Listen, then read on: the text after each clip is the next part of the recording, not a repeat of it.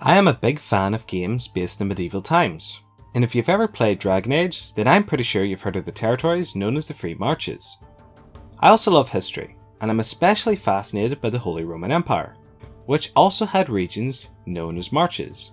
And in this episode, we're going to see what was a march and who was in charge. A march, otherwise known as a mark, was in broad terms a medieval European term for any kind of borderland, as opposed to a national homeland or heartland.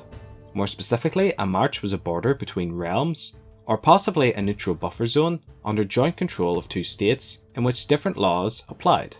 In both these senses, marches held an important role, providing a first line of defence and a warning of military incursions, and regulating cross-border trade.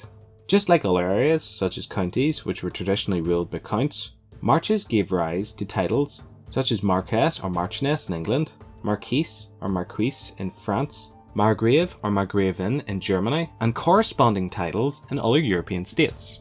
The word march derives ultimately from a Proto-Indo-European root, meaning edge or boundary, and the root produced the Latin margo, meaning margin.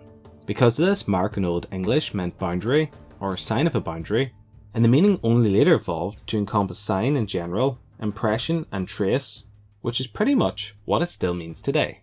In most of the world, over time, the theoretical distinction between a marquess and other titles has since faded into obscurity. In the UK in times past, the distinction between a count and a marquess was that the land of a marquess was called a march and was in the border of the country, while a count's land, called a county, often was not.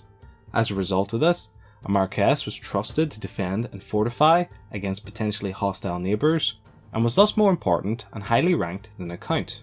Although the title was ranked below a duke, which was often restricted to the royal family and those that held high enough esteem to be granted such a title. Like other major Western noble titles, Marquess is sometimes used to render certain titles in non-Western languages with their own traditions, even though they're historically unrelated to those regions. However, they tend to be considered equivalent in relative rank. For instance, in ancient China, there's a rank which is generally translated as Marquis.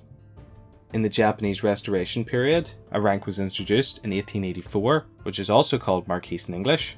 And in ancient Korea there was also a title which is translated as Marquis of a region. So to conclude, march comes from an ancient word meaning margin. It was the borderland of a territory between countries. It could be ruled over by a couple of nations. The leader was known as a marquis, and it held an important defensive and economic position.